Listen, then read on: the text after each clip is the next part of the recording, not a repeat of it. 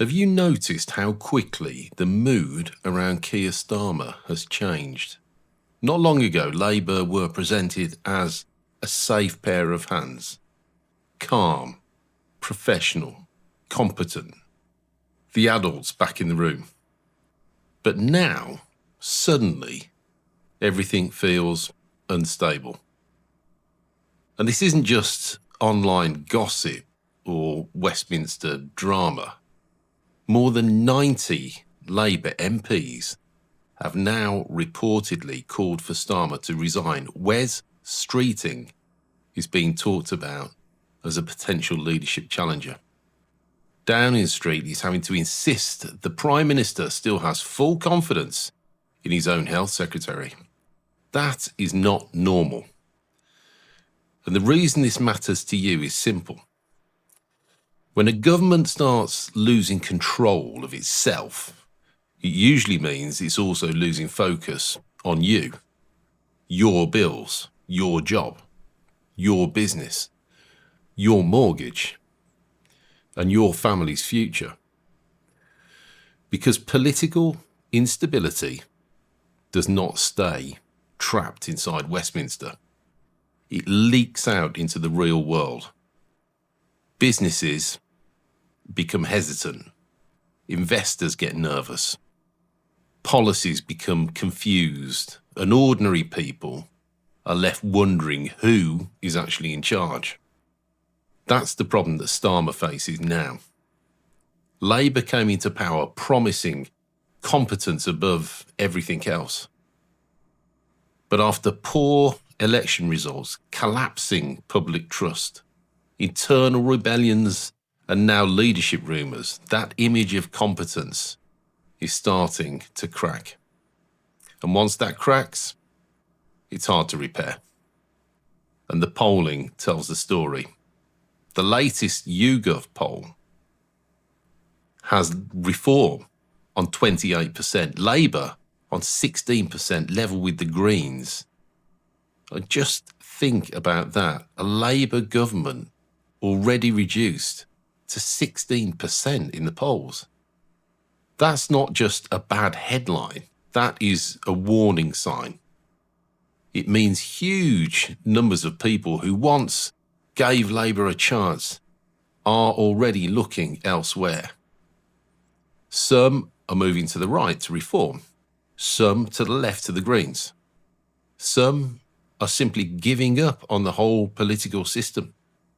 And that tells you something really important, that this is not one group of voters being annoyed. This is a government being squeezed from all directions. The local elections showed the same thing.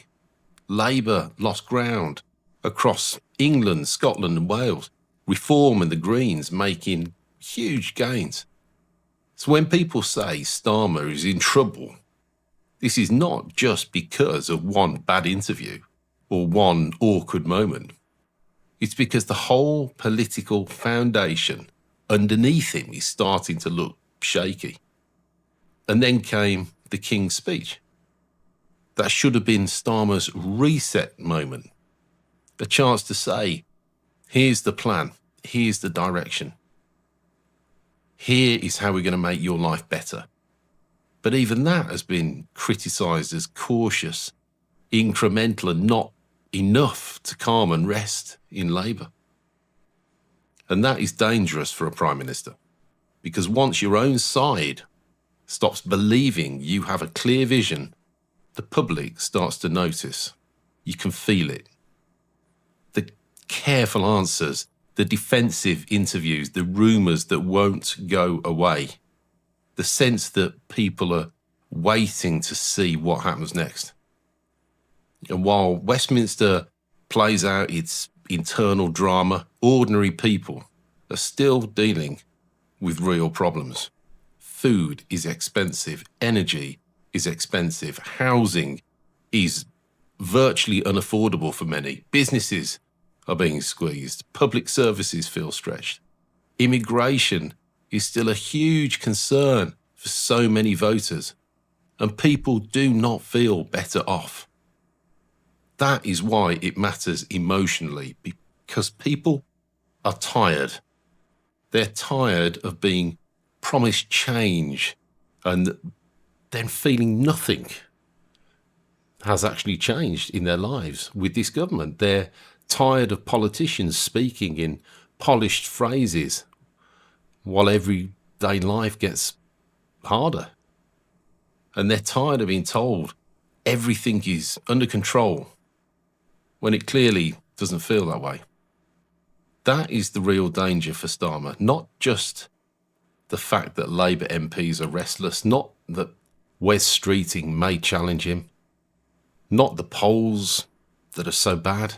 The real danger is that the public starts to emotionally detach from him. Once voters decide a leader is weak, out of touch, or unable to change their lives, it becomes almost impossible to reverse. Because politics is not just about policies, it's about trust. Do people trust you to make their lives better? Do they trust you to understand what they're going through? Do they trust you to be strong enough to lead? And right now, for Keir Starmer, the answer from more and more people is no. Maybe he survives this. Maybe Labour rallies around him. Maybe the economy improves and this moment passes. But right now, today, it feels like something has shifted. The authority has weakened. The doubts are louder, and the public can sense it.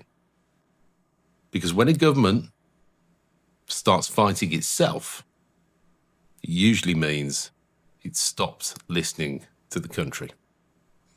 And if Starmer cannot turn that around quickly, this may not just be a difficult week. It may be the beginning of the end. Thanks for watching.